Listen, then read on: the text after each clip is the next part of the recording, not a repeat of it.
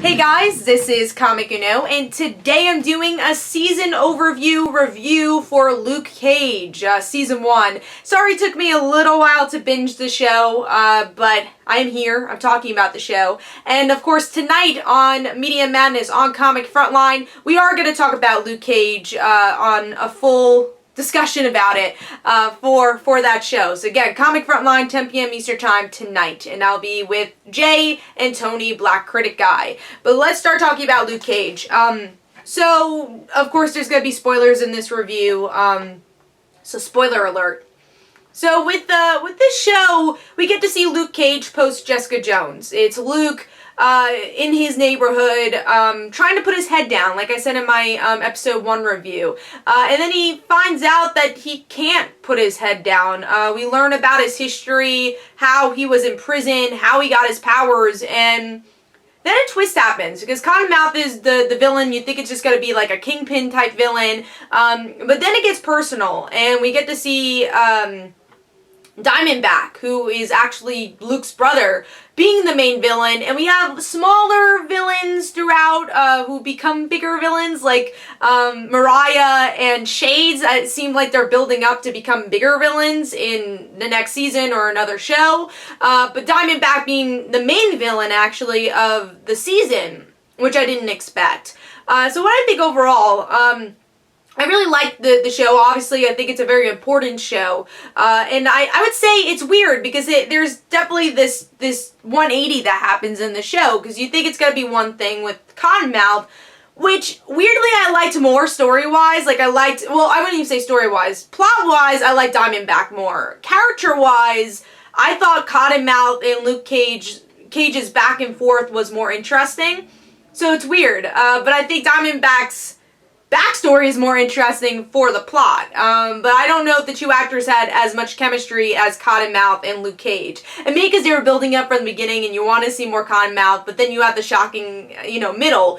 But at the same time, like, it makes Mariah and Shades, like, a better villain, which I don't know if totally paid off here. Again, they were more build-up characters for upcoming, I guess, episodes and another season or another show.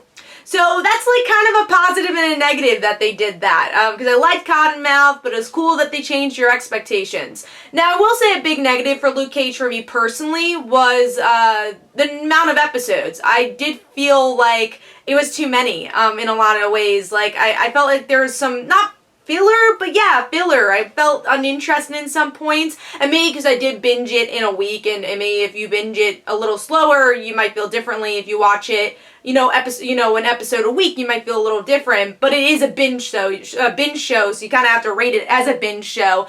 But at the same time, I think Luke Cage might have, not obviously rating-wise, but story-wise, might have done better if it wasn't a binge show. I think if it was like a 10-episode network show, story-wise, it might have been tighter.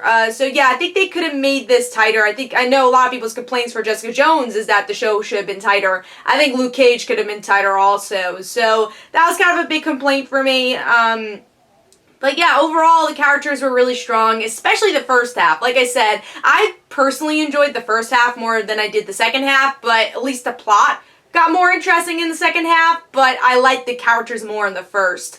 I would say the breakout character besides Luke Cage in this season is Claire Temple, honestly. Like, Claire always surprises me, but I think her strongest performance is in this show. As much as I like her in Daredevil, and that's where she starts out, she had a really strong performance here, purpose, backstory. Really liked her, and I liked Misty Knight's development. I don't know if she was my favorite, because I really liked her, but I think I liked Claire and Luke a little bit more, but I think Misty's building up to become a really cool hero, really cool character in general. It's cool how she's, like, thrown into this story, and her life is turned upside down because of Luke Cage and the things happening. So overall for me, I will say I liked Luke Cage more than Daredevil, but I still like Jessica Jones a little bit more, but I really liked how this show made Luke even more likable than he was, and he was already likable in Jessica Jones. I don't know if I could get it to 4 stars, because again, there were a lot of low moments for me, even though as a whole I really liked it. So I'm going to give this 3.75 stars. Let me know in the comments below what you thought of Luke Cage. This is Comic Uno. Don't forget to follow me on Twitter, Don't forget to like my Facebook page. Also, description below, there are links for my comic book, Like Father, Like Daughter. And don't forget to like the Facebook page of Like Father, Like Daughter. I'll see you guys later. Bye.